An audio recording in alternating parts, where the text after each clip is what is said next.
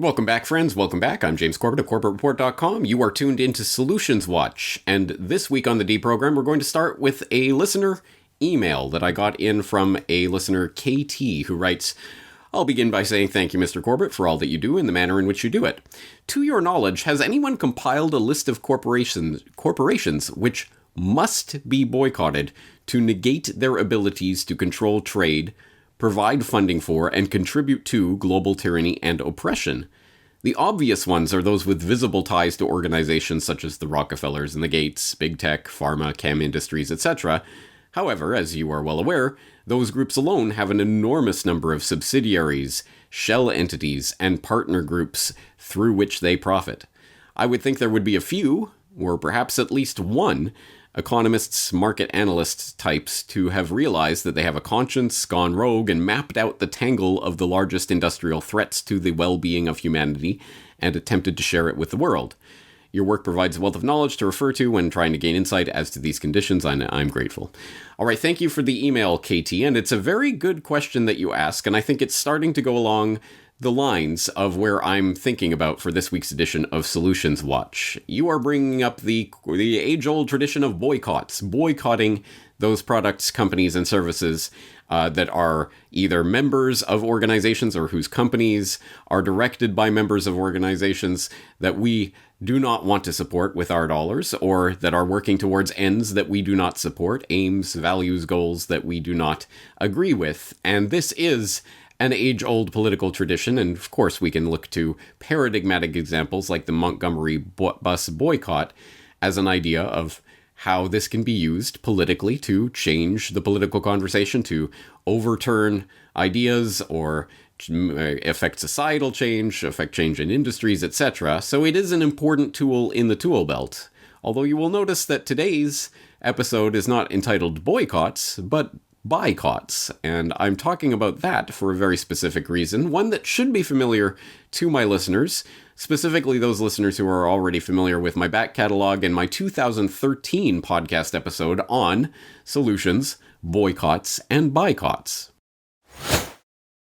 Well, the basic premise of today's episode is so remarkably simple that even a child could follow the logic behind it. So let's think of a case example. Let's imagine a morbidly obese man who goes to eat at McDonald's every single day. And at a certain point, he realizes that there may be some linkage between the crap that he's ingesting at McDonald's and his morbid obesity.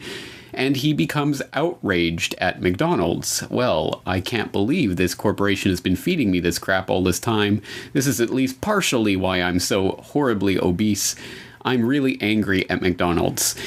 Well, this man has two ways to direct his anger. The first would be to start some sort of political campaign, start some awareness campaign, start some lobbying campaign to try to get McDonald's to change its menu so that they would start feeding him healthier options. Well, we should make sure that McDonald's isn't allowed to sell bad food to me. We should make sure that they can only sell healthy food so that no matter how much I eat there, I will become a healthy, fit individual. Or the person can simply stop eating crap at McDonald's.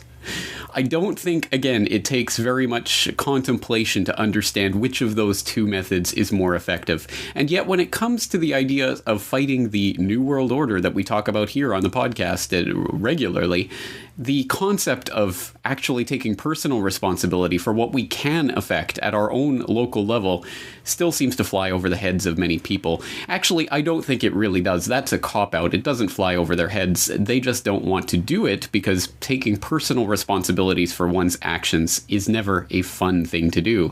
So there are a lot of people who will make excuses for why they don't need to stop feeding the beast that is enslaving them. What they really need to do is make sure that the government will come in and regulate that beast, or that they'll ask the corporations on bended knee, oh please, pretty please, stop enslaving us. No, the personal responsibility that we all have to take is, I think, one of the key cruxes of this entire issue. And again, a child could understand this logic. Yes, do you want to be the fat man raging at the government to please make McDonald's sell me healthy food? Or do you want to be the person who is gradually getting thinner because you have stopped buying things from McDonald's and started buying healthier options from other places? I think the choice is obvious when you put it in that framework, but that does require a conscious deliberation and a conscious direction of energies that I don't think is necessarily taking place at a mass level right now, but should be. And if you are watching Solutions Watch, I'm assuming it's because you are already at the point where you're ready to start directing your time, energy, attention, and money towards other sources. So I think we're broadly in agreement that this is something that needs to happen. Although maybe not, maybe I would frame it slightly differently. Again, the title of today's episode is not boycotts, it's buycotts. So let's get to that in a moment. First, I will direct you once again to that previous Corbett Report podcast episode if you haven't seen it yet, or if you haven't seen it in a long time, please rewatch it. I think there's a lot of valuable information in there. I talked to Tim Kilkenny about open source software and how we can get around some of the big tech roadblocks that have been put in our way. I talked to James Evan Pilato and his wife, Cassie, about their efforts to get off of the supermarket grocery system and to source local and healthier options. I talked to Aaron and Melissa Dykes about the same idea of getting off of the food control system.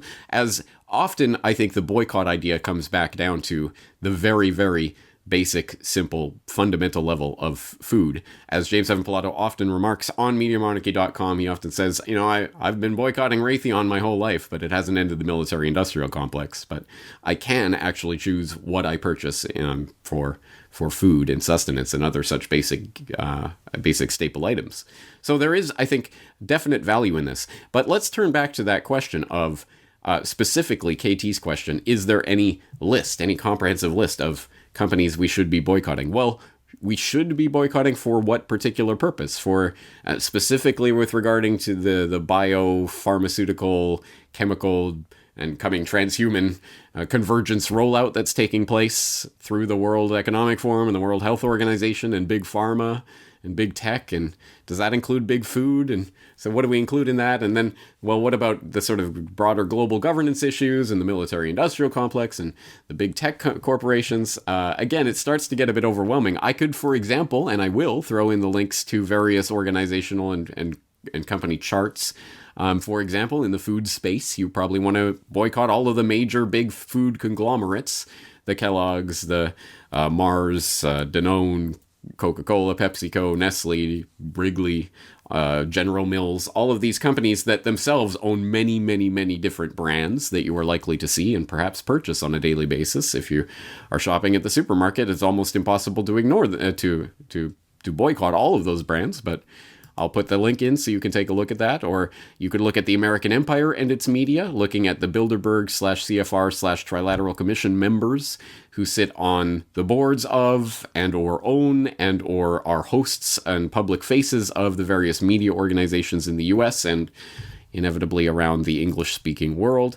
But of course, you want to couple that up with the actual ownership charts of who owns which particular brands of news that are being presented. So you'll want some sort of media ownership chart to go with that. And then you might want something like a U.S. federal contractor registration list. What companies are U.S. federal contractor registered? In case you want to, say, boycott Uncle Sam and what the Uncle Sam military-industrial complex is doing around the world. Well, you might want to start by boycotting these types of companies. But as you can see, this starts to become an overwhelming list. And a lot of these companies, the question is, are you supporting them? I mean, can you boycott some of these companies? Are you really doing much with regards to Scholastic Book Company, for example? And if not, will your boycott really affect them? Can a boycott that is so diffuse that it encompasses hundreds, if not thousands of different corporations with tens of thousands of different brands and subsidiaries, can that be effective? Would it even be noticed? Yes, if millions, tens of millions were all participating and all 100% on board with all of these boycotts on all of these brands, perhaps some change could happen, but it would be nebulous. It would be difficult to track down what is actually happening unless there was an organized political movement behind it, which I'm looking around, I'm not seeing that taking place at a mass level. I think perhaps what we have here is a situation where we have the cart before the horse. We have things the wrong way around. So we're looking at it as a boycott movement. Is there a list of things that we can boycott? Let's get all these companies and let's put them on a list and we won't buy anything from any of these. Where perhaps what we need is the mirror image of that. Not a boycott, but a buycott. So for those who don't know, a boycott, of course, is when we have a company or a list of companies or an industry or a product that or a service that we do not want to buy and will not purchase from to make a political point or a social point, or because we don't agree with the aims or agendas of this or that corporation, etc. Okay, straightforward enough. But again, other than perhaps something like the Montgomery bus boycott, which still resonates in political and historical thought, but how many more examples of that can you really think of having that kind of drastic social change?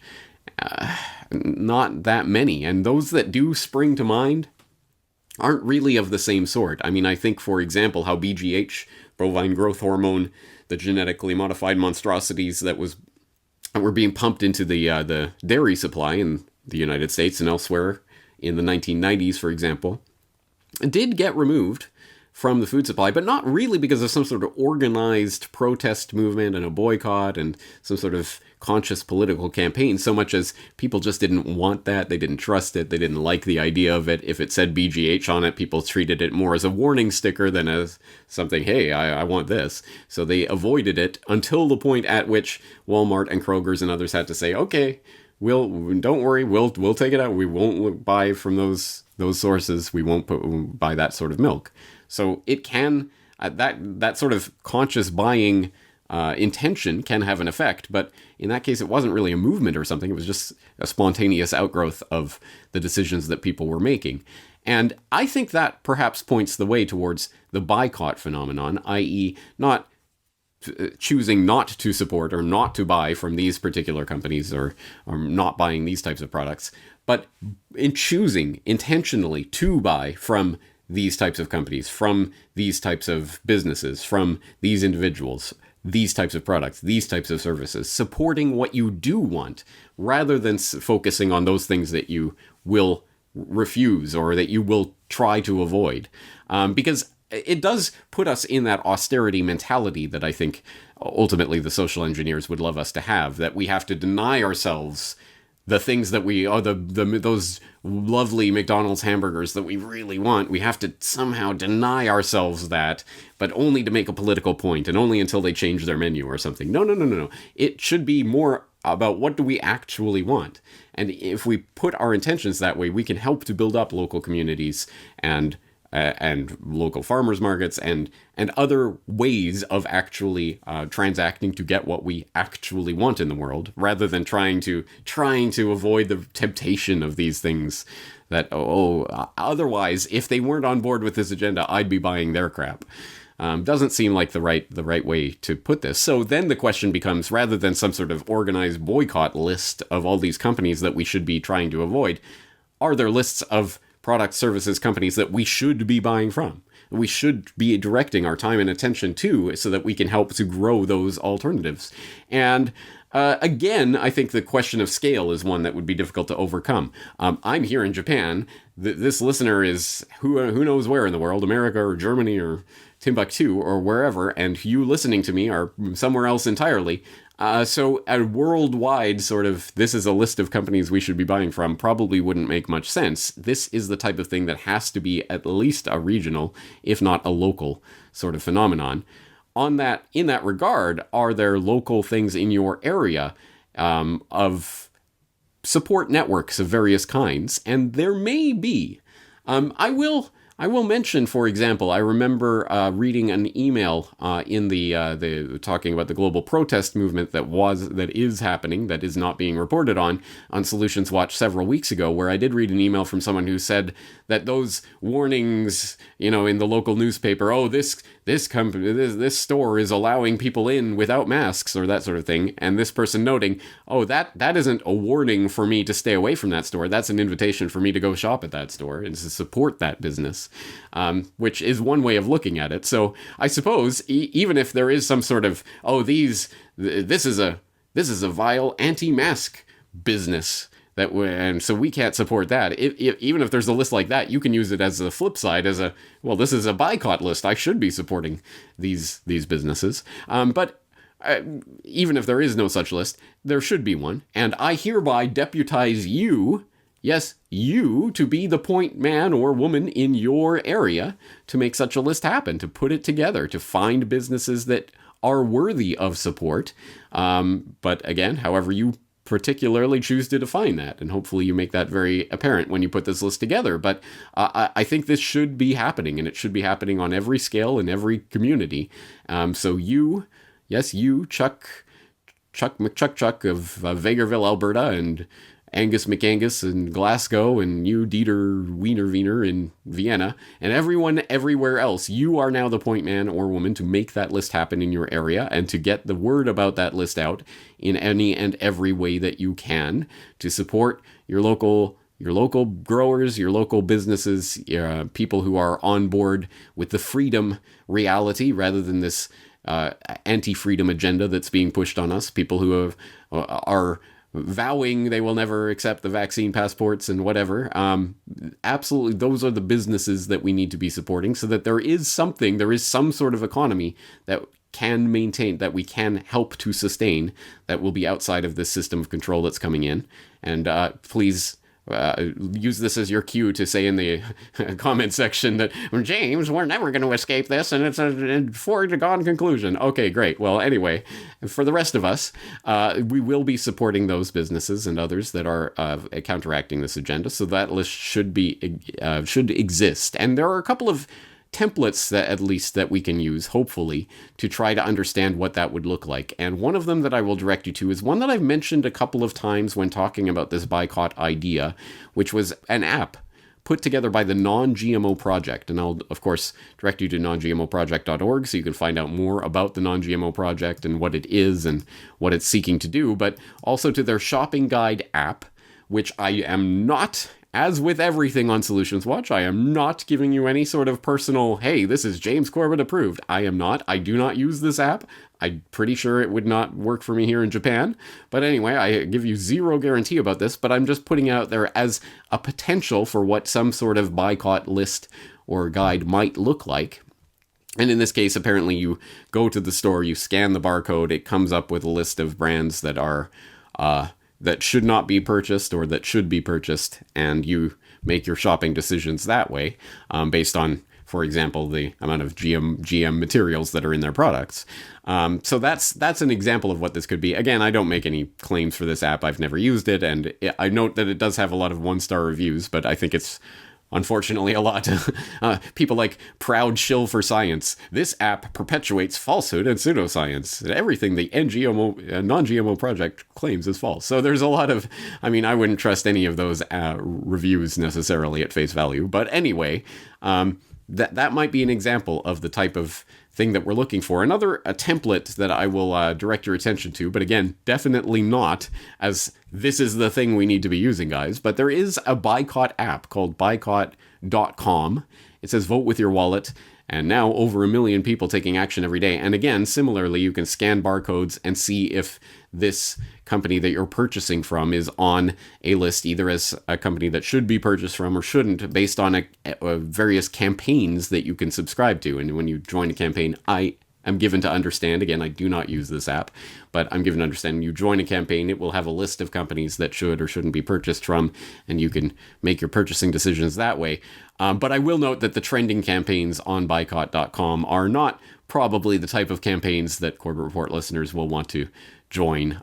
Things about boycotting the NRA, boycotting Trump products, boycotting income inequality, what that means. So there is a pro-GMO or a pro-right to know campaign. So there are certain things that maybe it's useful. But anyway, I think that idea is certainly something that would be utilized by people who are interested in this, in actually purchasing things that they want to purchase from businesses and individuals that they want to support. There should be something like this, and surely there are some coders or other people in the crowd that could make an app along reality lines happen. Boycott, boycott local growers and boycott GMO products, something along those lines.